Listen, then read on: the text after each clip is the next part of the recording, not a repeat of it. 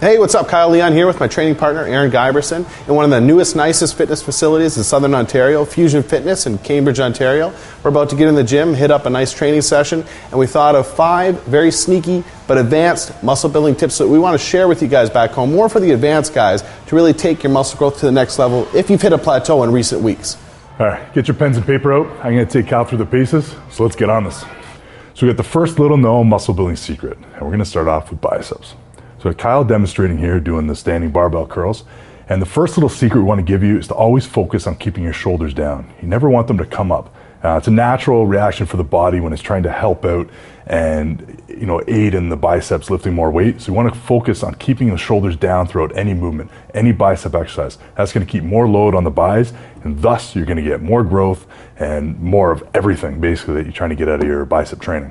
The second little bicep secret we want to give you, and it really applies to any kind of standing stuff, and especially, you can see Kyle doing here with the standing barbell curl, is having that slight lean forward. So not really like leaning forward that you're almost going to fall over, just a slight lean. What this is going to do is, one, prevent you from ever cheating and leaning back throughout the exercise, and thus, just using momentum or taking the load away from the biceps.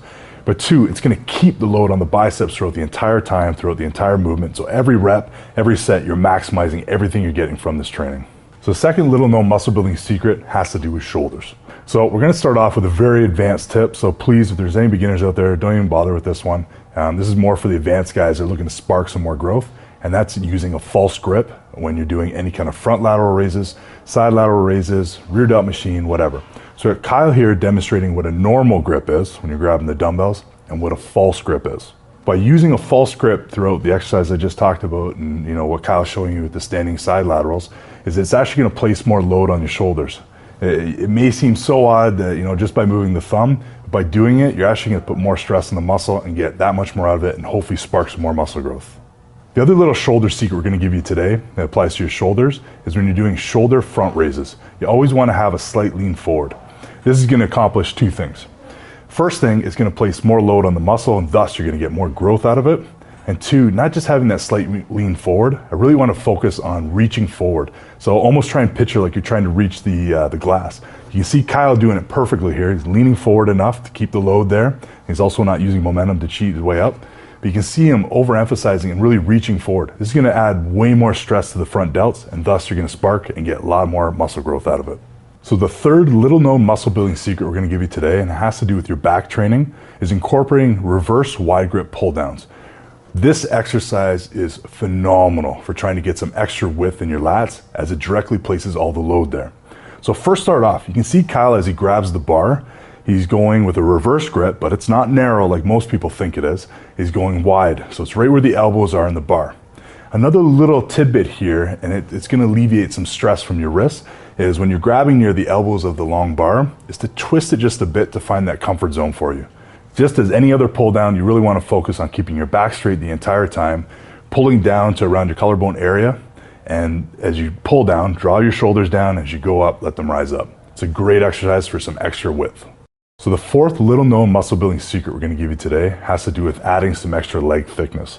Yes, obviously we're not taking away from everything else you're doing in the gym. This is something you can add extra to your program to do at the end of your workouts. They'll add some more width and thickness to your legs, especially in your groin area and the outer side of the leg.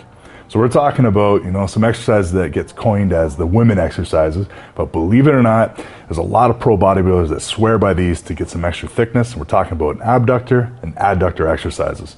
So what you want to do is just superset the 2 at the end of a workout. Maybe throw in like 4 sets of 10 to 15. If you're starting off, don't just jump into it with some heavy weight. Start off with some light weights to get used to it. These are great exercises to really add some extra thickness on top of everything else you're doing in the gym for your legs.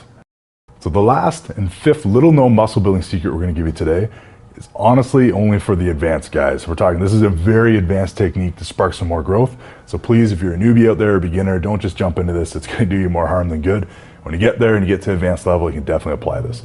So we're talking about splitting up your muscle group to getting more size. So basically, I'm not talking about splitting up your chest and back and shoulders. We're assuming you're doing that already. We're talking about breaking up one muscle group into 2 different days.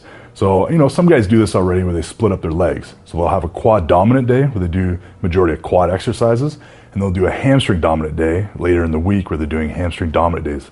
This is basically to add more volume more training and more focus just to one area of the legs. So by breaking it up, you can cause more overall volume and get, essentially spark some more growth.